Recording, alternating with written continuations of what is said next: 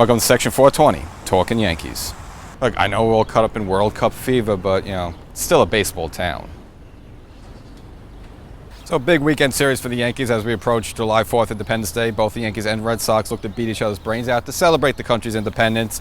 Yankees came out swinging, winning the first game. Most importantly, CC Sabathia, 7 strong innings. And he's had a lot of starts where he's pitched well, but haven't got any run support. Got plenty of run support, got a win. And going back to last season, 18 games after a Yankee loss, he's with a 12-0 record. So after Yankees loss, he's Mr. Reliable. Now the Red Sox did storm back to tie up the series, but the whole rest of the way, it's going to be this way with these two teams. I still feel the Yankees are slightly better and will win the AL East, but these teams are going to be battling back and forth. They both have phenomenal records, and it's just crazy that one of them is going to be a wild card team, but probably have over 100 wins. So it looked like Sonny Gray was finally coming out of it and establishing himself, but then he stubs his toe recently. 2 bad starts, especially ones against the Red Sox where he gets absolutely blasted, and he has some problem pitching here at Yankee Stadium. I don't know. Maybe if they cut the grass, he'd pitch a little better. I don't know.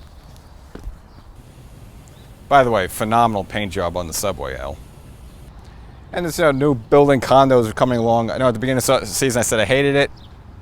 I think I still hate it.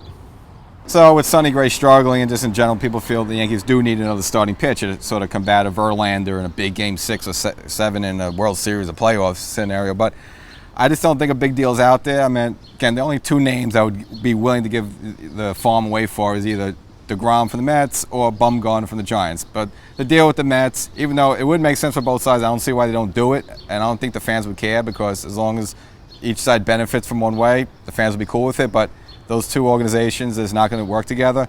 Bumgarner would be interesting, but the Giants are kind of still in it in the West. So, again, I just don't think they're going to give him up. So, really, there's no savior coming in here. And, frankly, Sonny Gray was the guy that we got last year. He was supposed to be that guy, but he's not turning out to be that guy. So, it's frustrating. So, you're hearing a name like Fulmer from Detroit.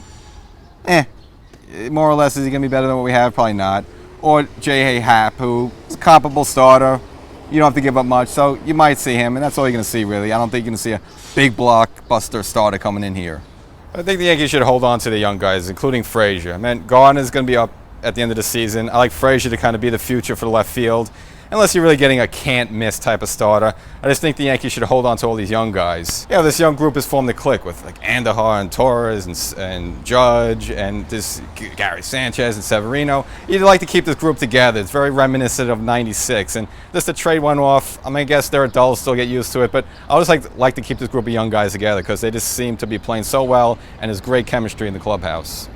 And the Yankees might not need a great starter because, frankly, they have the best bullpen in baseball. And you really got to give kudos to Dellin Betances. Struggling a little bit past couple of seasons. Really got bad last season where you didn't know the guy was completely lost. But this season, he's been phenomenal. And frankly, he just looks better than ever. The only slight blemish on the bullpen has been Chase and Shreve. But I think guys are beating him up too much, people, the media, all that stuff. Not everybody in the bullpen's going to be lights out. And he's going through a little stretch. But past 2 seasons, he's been pretty decent for the Yankees, and you're not going to put him in there in a high-volume, high-pressure situation, so I don't think there's a big need to push him out, as much as they want. Now, if he's terrible his next 5, outings, all right, maybe consider it, but for now, just, leave the guy alone. Same as Bird, just, let these guys play, and it'll work out.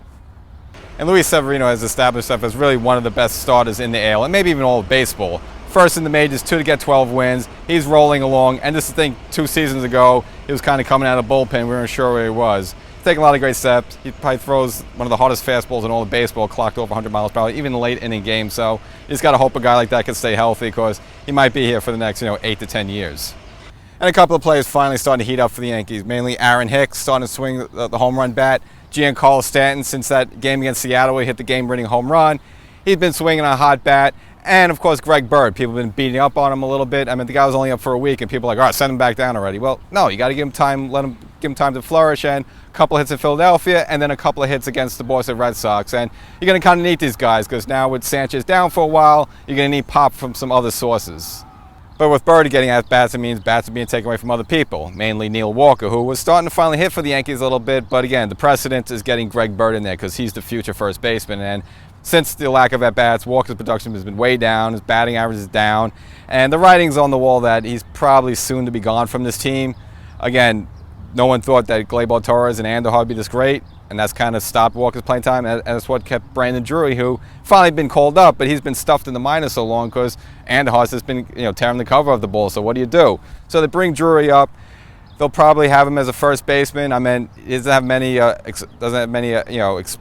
games playing there at first. He's more of a second baseman. He's played a little third, but I think the longer term plan is to have Drury as the backup first baseman. So now you can get him some more at bats and use the talent that he had in the minors. Again, he got selected to the minors All-Star game, so he's a great player. He just can't get up there because Anderhaus is also so great. So it just might lead to like Walker being walked out. This is a soccer ball, a loaf of bread. Who leaves a loaf of bread on the floor like that? Now back to the Yankees. And the Yankees look for Tanaka to return shortly before the All-Star break. So one of the Subway Series games at Citi Field, Tanaka versus DeGrom. 1-0, the Yankees are losing. Tanaka's on third base. Got a pop fly to right field to Jay Bruce, who has absolutely no arm at all. And plus he has plantar fasciitis, so he had nothing on the throw. Third base coach decided to send Tanaka.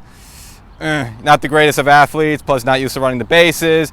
He ends up tweaking both of his hamstrings. I mean, figured just one, but both. So I guess maybe a load balance, so maybe that's good news.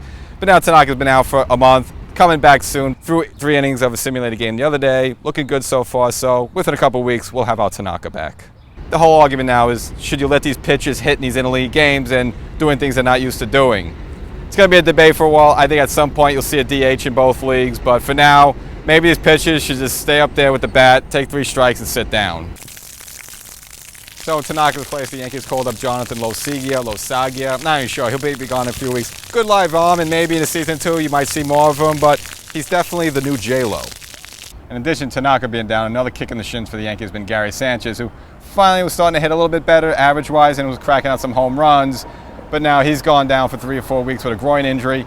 Now maybe this groin injury is why he was struggling this season, so maybe it's good just to shut him down for a while. But it's kind of a shame because, Stanton was starting to hit and Hicks was starting to hit again, and Bird maybe looks like he's starting to come out of it, and to have Sanchez also that hitting home runs have been just phenomenal. But I guess you just can't have them all together at once for some crazy reason. Have a good Independence Day. Don't blow off your fingers with fireworks, and stay cool.